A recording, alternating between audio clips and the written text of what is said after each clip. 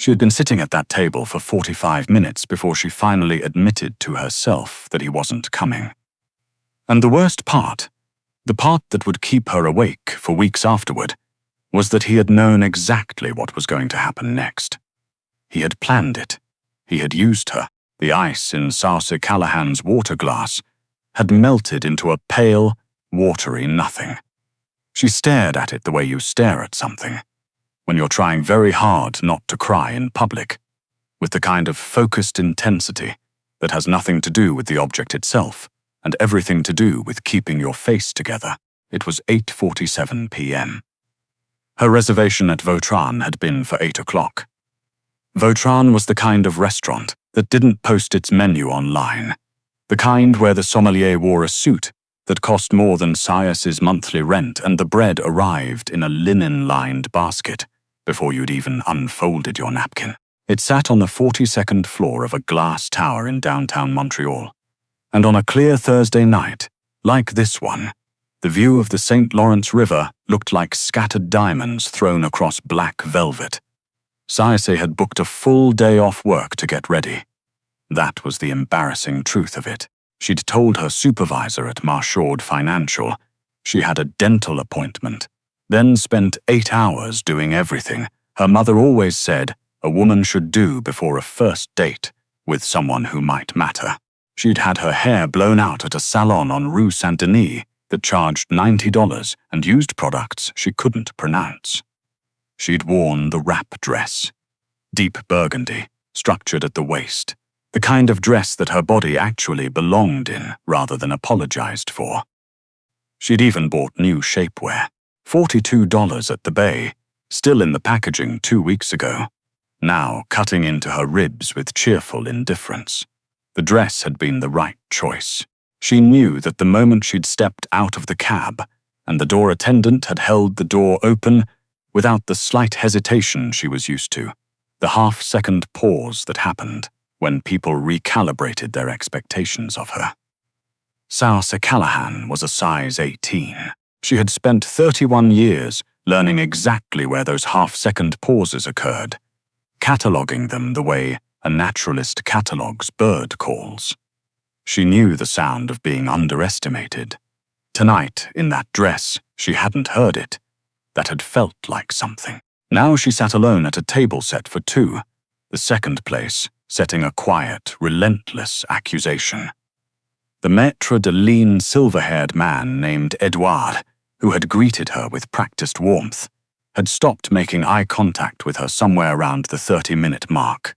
The young server, a college-aged woman named Isabelle, still came by every 10 minutes, still offered water refills with a smile that was becoming increasingly soft around the edges, the way people's faces go soft when they're witnessing something they don't know how to fix. His name was Derek Poulin. No, wait, she caught herself. She'd blocked that number 20 minutes ago. His name didn't matter anymore. What mattered was this: 3 weeks of phone calls that went past midnight. 3 weeks of him asking her questions and then actually listening to the answers, which in her experience was rarer than people admitted. 3 weeks of him saying things like, "You have the sharpest mind I've ever come across, and I don't understand why someone like you is still single," in a tone that sounded so genuine she'd let herself believe it. She pulled out her phone. 7 texts from her friend Bridget, 0 from him. She blocked his number. Then she sat very still for a moment, feeling the hot pressure behind her eyes that meant tears were available if she wanted them. She didn't want them. Not here. Not in front of Edouard and his perfectly maintained expression of diplomatic neutrality. Sias reached for her purse. She'd pay for the sparkling water and the bread she hadn't touched, and she'd take the metro home, and she would not cry until she was inside her apartment, with the door locked and a specific playlist queued up, the one she kept for occasions exactly like this one. She was halfway through the calculation. Bread basket, 2 sparkling waters, 15% tip, when the restaurant went quiet. Not gradually quiet, the way rooms settle when the hour grows late. Instantly quiet, surgically quiet. the low murmur of 40 conversations cut off mid-sentence, the way a power outage silences a building. The soft jazz from the overhead speakers lasted one more bar before that too died, leaving behind a silence so absolute Saisei could hear the ice shift in her glass. She looked up. The elevator at the far end of the restaurant had opened. 4 men stepped out. They wore dark suits, not the fashionable kind that the men at the surrounding tables wore, but the functional kind, the kind with room in the jacket for things Saisei preferred not to think about. They moved through the space between tables not like diners, but like they were clearing it, their eyes tracking the room in sweeping professional arcs. Then, the man they'd come with stepped out of the elevator behind them. Saisei had grown up in Verdun. She'd worked in financial compliance for 6 years. She knew the names that Montreal's serious people didn't say too loudly in well-lit rooms, and she knew them the way you know weather, not because you studied it, but because it affected everything and you learned to read the signs. She knew who this was. Remy Voss. He was tall in the way that felt like a fact about the room, rather than a fact about him, as though the ceiling had raised itself slightly in deference. Dark hair, cut close on the sides, longer on top, with the first threads of grey at the temples that on him looked less like age and more like warning. His jaw was the kind of jaw that sculptors used as a reference. He wore a charcoal suit with no tie, the collar open one button, and he moved through the restaurant the way cold air moves, silently, pervasively, and with the distinct impression that it had been here long before you arrived. His eyes were a pale, glacier grey. They moved across the room with the unhurried precision of someone conducting an audit. One of his men, a broad, scarred figure who Sais would later learn was called Tiyeri, stepped to the center of the room and addressed the restaurant in a voice that was almost conversational in its calm. "Vautrin is closed for a private event. Please leave through the service corridor. Leave your meals. Leave your bags if they are at your seats. You'll be reimbursed." What happened next was the most efficient evacuation Saisei had ever witnessed. Chairs scraped. Heels clicked. A woman knocked over a wine glass and didn't stop to right it. Men who had been discussing interest rates and municipal politics 40 seconds ago were now moving, quietly and quickly, toward the back of the restaurant without a word of protest. Not because Thierry had threatened them, because Remy Voss was standing in the room, and that was threat enough. Sais's legs did not move. She told them to. She issued the instruction clearly, internally, with full authority. Her legs declined. They had apparently evaluated the situation and determined that standing up and joining the exodus would require passing within 10 feet of the man, and they were not prepared to do that. So she sat, and within 90 seconds, Sais Callahan was alone in a 42nd-floor restaurant with 8 armed men and Remy Voss. He had been scanning the room. His gaze moved across the empty tables, the abandoned glasses, the crumpled napkins, and then it stopped. It stopped on her. Remy Voss walked toward her table. He didn't hurry. He didn't need to. Every step had the quality of a decision that had already been made. He stopped at the edge of her table, and from this distance the full reality of him was. There was no better word for it, overwhelming. He smelled of cedar and something cold, like snow before it falls. He looked at her, not past her, not through her, at her, at the empty seat across from her, at the untouched bread basket, at her hands which were gripping the strap of her purse with a force that was probably leaving marks. Without asking, he pulled out the chair across from her and sat down. "You must be the accountant," he said. His voice was low and precise, accented faintly, not French, not quite, and it landed somewhere in Sais's chest like a stone dropped into still water. She stared at him. "I'm what? The accountant?" He repeated it without impatience, leaning forward slightly, his forearms resting on the table. His eyes hadn't moved from hers. "I was told my associate was meeting his accountant here tonight, that the accountant would have a copy of the offshore ledger."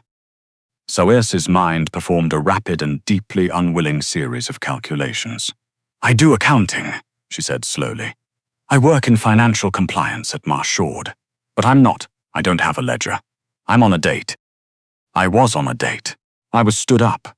She heard her own voice and hated the way it wavered on those last 3 words, as though that detail, out of all the details currently available, was the one that still had the power to sting.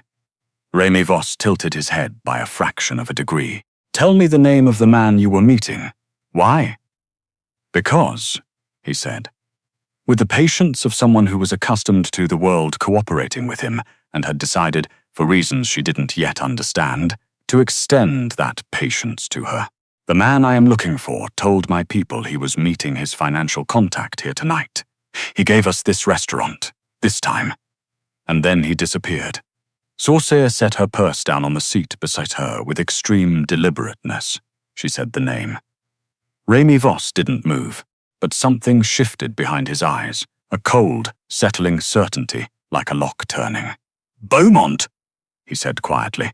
One of his men materialized at his elbow. "Pull the name." The man, young, dark-eyed, quick, produced a tablet and was tapping before Remy had finished speaking.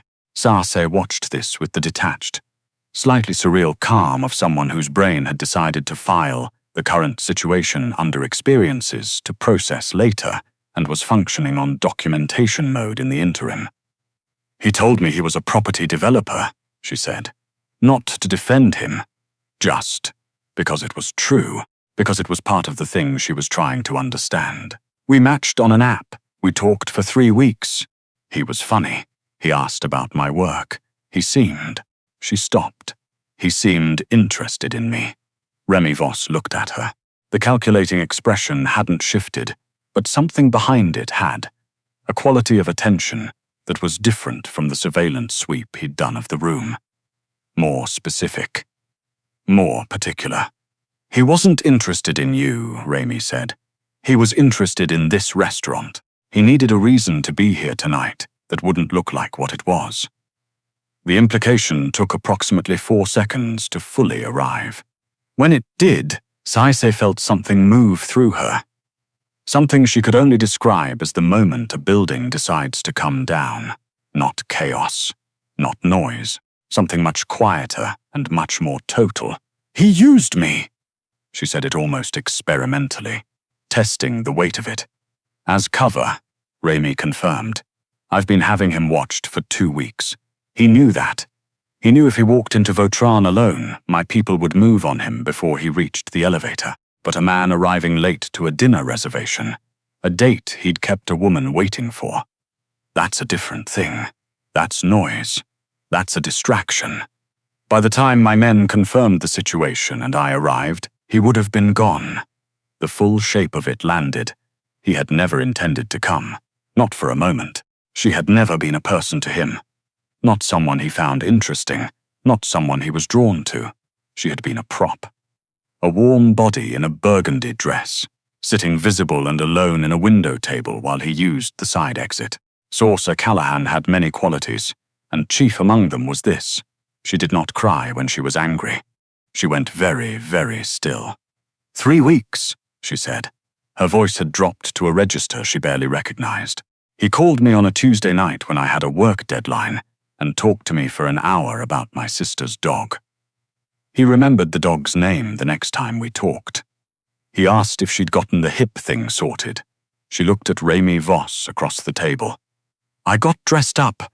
I took the afternoon off. I spent $400 I don't have on this dress and the shoes and the..." She stopped, pressed her lips together.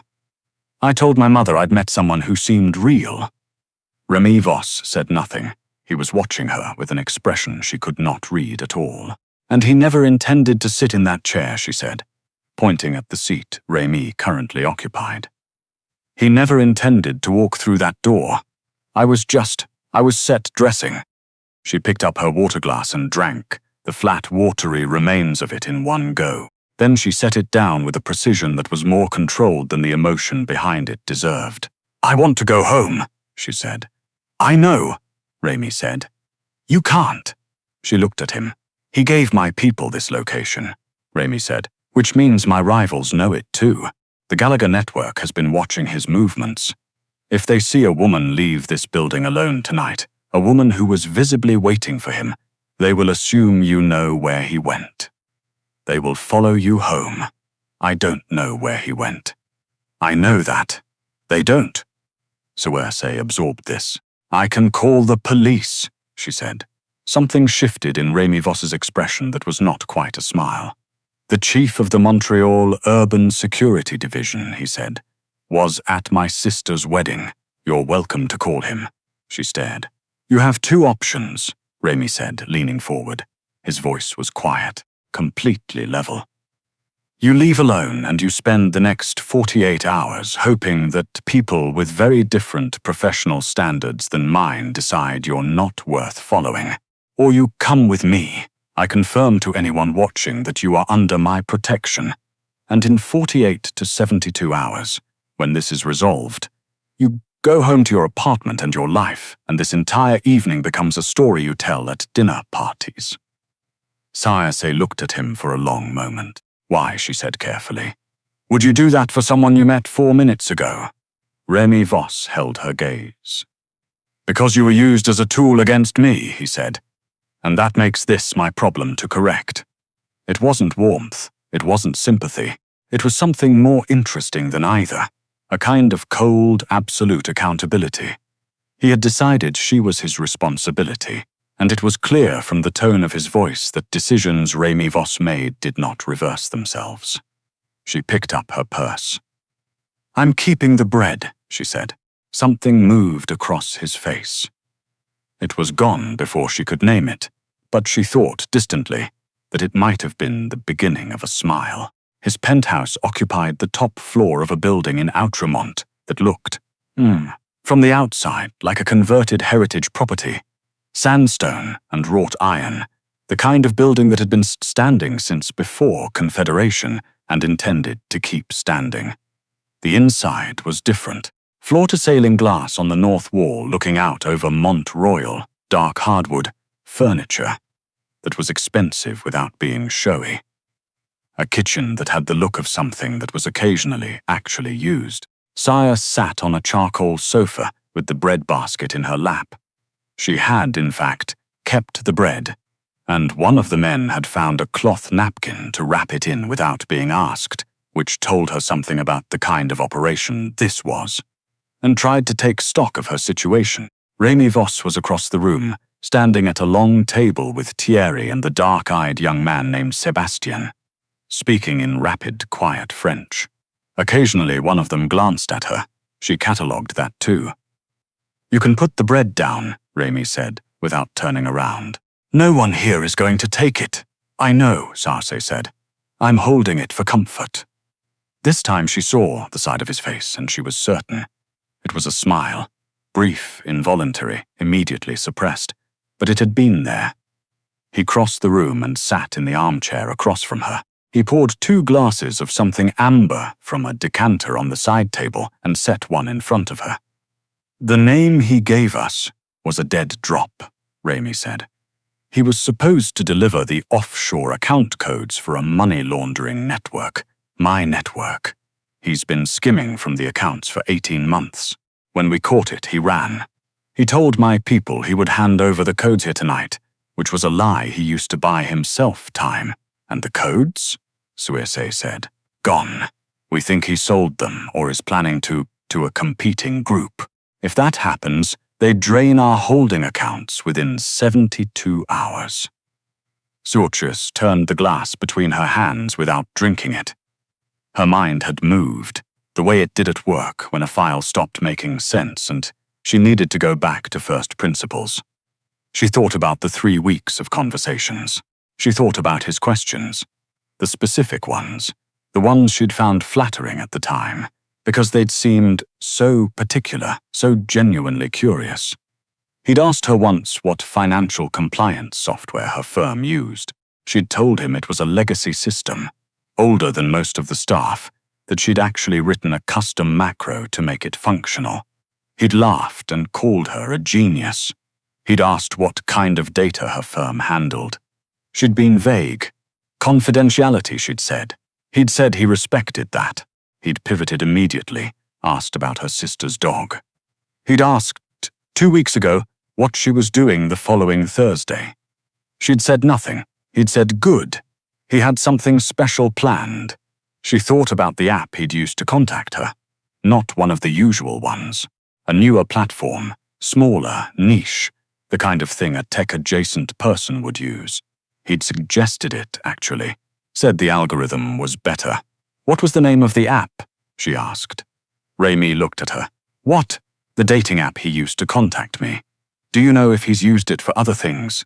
For communications? Rami said nothing for a moment. Then, Sébastien. The young man appeared at the edge of the room. Pull everything we have on his communications profile, Rami said. Platform usage, registered accounts. Suersa was already pulling out her phone. She opened the app. Still installed, she hadn't deleted it yet. She'd been saving that for when she got home. And went to her conversation history. She scrolled back slowly. 3 weeks of messages. Good mornings. Late-night voice notes. A photograph he'd sent her of a restaurant he'd thought she'd like. Somewhere on Prince Edward Island. All white tablecloths and lobster. And then, 2 days ago, buried between a message about what she was having for lunch and one asking what time she was planning to arrive Thursday night.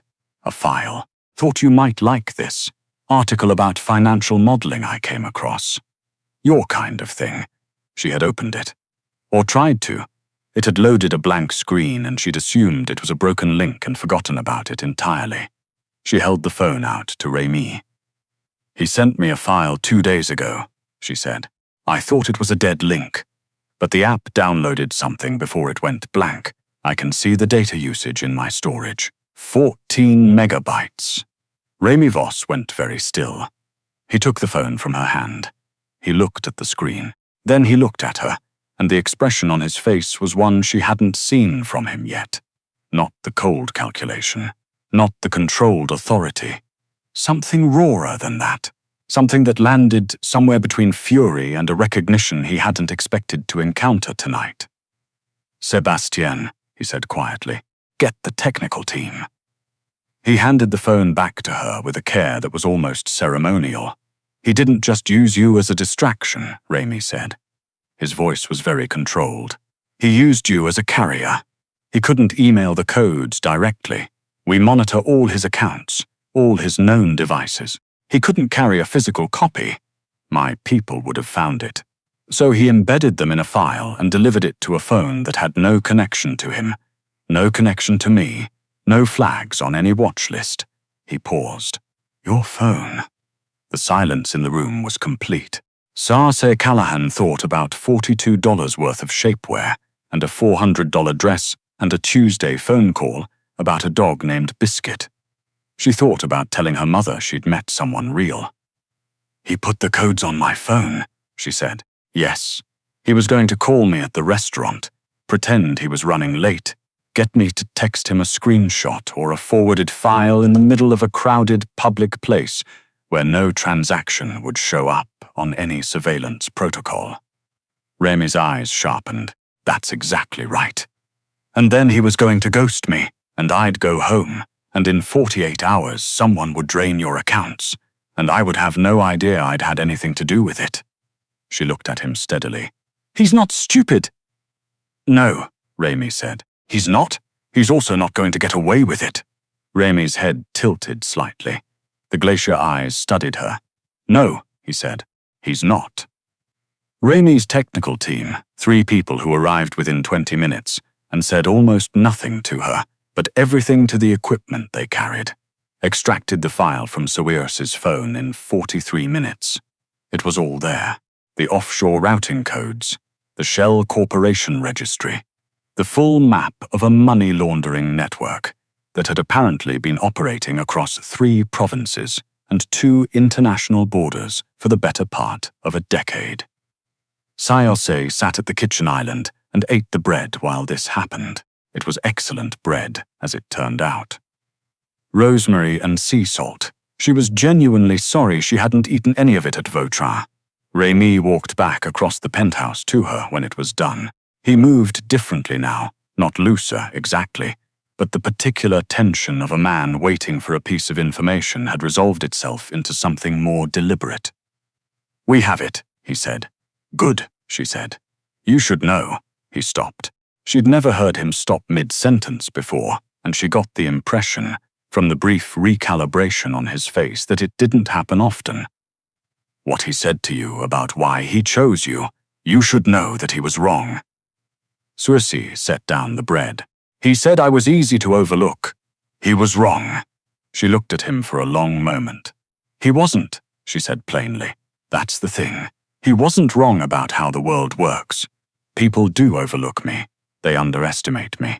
They assume that a woman who looks like me is grateful for attention, and therefore less likely to push back or ask questions." She paused. "He was right about how the world works. He was just wrong about me specifically." Something moved through Remy Voss's expression, something that took up more space than she expected it to. "Yes," he said quietly. "He was." Her phone buzzed on the countertop. The number was restricted, but she knew with a certainty she couldn't entirely account for who it was. She looked at Remy. He nodded once. She answered. "Put it on speaker, Suisse." His voice was breathless, rough at the edges, the charm worn through to something more urgent beneath it. "Thank God. Are you okay? What happened? I heard there was some kind of incident at the restaurant." "I'm fine," she said. Her voice was perfectly even. "I went home. What's going on?" "Listen to me." His tone shifted, faster, lower. The smoothness she remembered from 3 weeks of phone calls had been replaced by something stripped down and raw. "I'm in trouble. Real trouble. The people I work for. I can't explain everything right now, but I need your help. That file I sent you 2 days ago, the article, the one about financial modeling, yes, I need you to forward it to an email address I'm going to give you. Right now. It's important."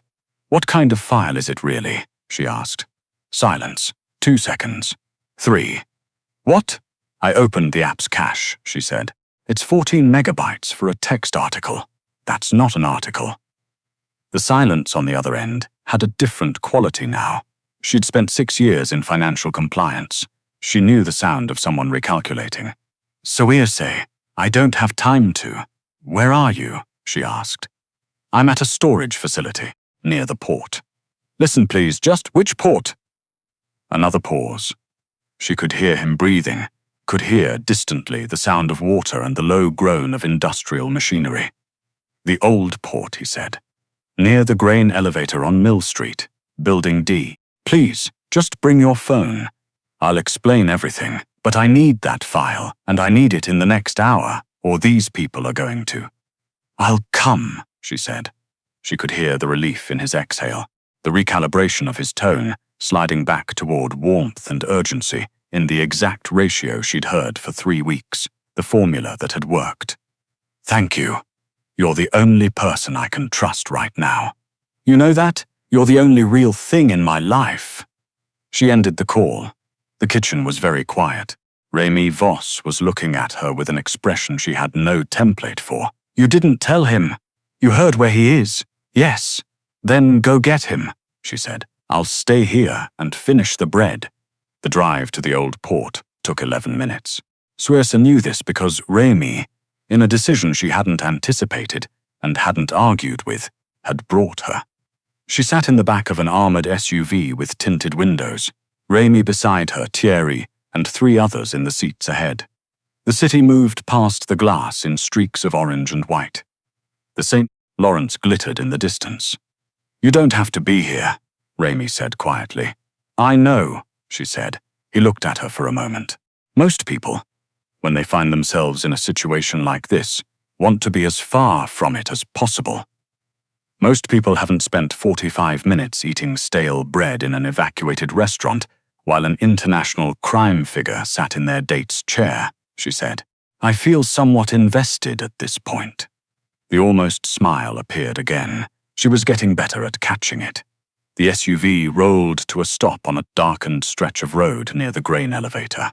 The old port was quiet at this hour, the tourist areas blocks away, The warehouses here closed, the air smelling of river water and rust. Fog sat low over the St. Lawrence. "Stay behind me," Raimi said. It wasn't a request. She stayed behind him. He was standing in the shadow of a corrugated metal building when they found him. He'd dressed for running, dark jacket, trainers, a bag at his feet that had the compact, deliberate look of a bag packed by someone who'd planned to disappear. He looked thinner than she'd expected from the photo he'd sent. Smaller. The dark circles under his eyes had the greenish quality of someone who hadn't slept in several days. He saw Sias first. "You came." The relief on his face was genuine, at least. That she believed. Then he saw who was standing behind her. The color left his face with the sudden totality of a light switching off. "Mr. Voss," he started. "Don't." Raimi's voice was quiet, quieter than she'd heard it all evening. That particular quality of quiet that meant the volume wasn't a restraint. It was a weapon. "Don't explain to me, don't apologize to me. The time for both of those things has passed." He was looking at Sayase. "I want you to understand something." His voice had a different register now. Not for Raimi, but directed past him, at her. "I was in a situation. I needed a way out. You were convenient," she said. "I didn't think it would hurt you." "You thought I wouldn't notice," she said. "You thought I'd spend the rest of the night sitting at that table wondering what I'd done wrong. You thought I'd go home and delete the app, and spend a week telling myself I'd misread everything, that it had been too good to be true, and eventually I'd decide it was probably my fault somehow. That's not the same as not hurting me. That's just deciding my feelings were too small to count."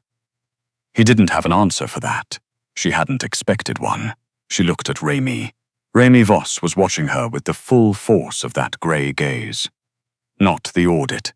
Something more particular than an audit. He wasn't looking at the situation. He was looking at her. "He came here to run," Raimi said quietly, still watching Saise. "He sold information that didn't belong to him. He endangered someone who had nothing to do with any of this, and he did it deliberately, because he had calculated that she was the right kind of invisible." A pause. Was he right? The question was to her, not about her. She understood the distinction. "No," she said. Raimi held her gaze for one long moment. Then he looked at Thierry. "Take him," he said simply. "I'll deal with the Gallagher situation in the morning." What happened next was fast and quiet and professional, and Saïs chose not to watch it. She turned toward the river instead. The fog had thickened. The water was a flat, dark mirror. Behind her she heard retreating footsteps, a car door, an engine. Then quiet. Raimi stepped up beside her. He wasn't touching her, but the warmth of him was present at her shoulder, steady and immediate. "It's over," he said. "For tonight," she said. "Yes." A pause. "For tonight." She looked out at the water. Somewhere across the St. Lawrence, the lights of the South Shore glittered in a long, low line. "I still don't understand why you brought me," she said. "You had information I needed. That was resolved 2 hours ago." Silence. "I wanted you to see it end," he said finally. It came out with a care that she recognized as something he didn't often allow himself. "He made you a prop. He made you the thing in the corner of the frame that no one looks at. I wanted you to be in the room when it was over. Not because you needed to be. Because you had earned it." Soris turned to look at him, in the low, foggy light from the river. With the noise of the city muffled and distant, Raimi Voss was, not softer exactly, but present in a way that was different from every other moment of the evening, like a city seen from above rather than from the street. "The same city, different scale. You're a strange man," she said. "Yes," he agreed. "You run a criminal empire, technically several. And you brought me to the old port at midnight to watch my failed date get arrested because you thought I deserved closure." The almost smile returned. It stayed a moment longer than it had before. "It seemed like the right thing to do," he said. She looked at him for a long moment. The water moved. The fog rolled. $42 worth of shapewear was still cutting into her ribs with cheerful indifference. and her feet hurt, and she had work in the morning. And somewhere between the breadbasket and the armored car, and the quiet, specific way, Raimi Voss had said you had earned it, Sasa Callahan had stopped feeling like a prop. She felt, instead, like a woman standing at the edge of something very large that had not yet revealed its full shape. "I'd like to go home now," she said. "Of course," he said. And then, after a pause that had weight to it, "I'll drive you." She didn't argue. She walked beside him back toward the waiting car, her heels quiet against the wet stone of the riverbank. Behind them, the St. Lawrence moved in its slow, ancient way, indifferent to all of it. The money, the schemes, the carefully laid traps, the woman in the burgundy dress who had been meant to be invisible and had turned out to be anything but. What would you do if the worst night of your life turned out to be the beginning of something else entirely? Let us know in the comments below. And if this story kept you watching, hit the like button, share it with someone who needs to hear it, and subscribe to Dark Throne for more stories like this one.